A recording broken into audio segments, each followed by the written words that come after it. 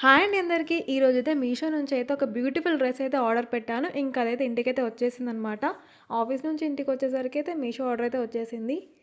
మెయిన్‌గా ఈ డ్రెస్ అయితే నాకు కలర్ అయితే బాగా నచ్చింది. అండ్ కాలర్ నెక్ ఉందనమాట. ఇంక అందుకోసమే తీసుకున్నాను. చాలా డేస్ అవుతుందనమాట నేను కాలర్ నెక్ అయితే వేసుకొని.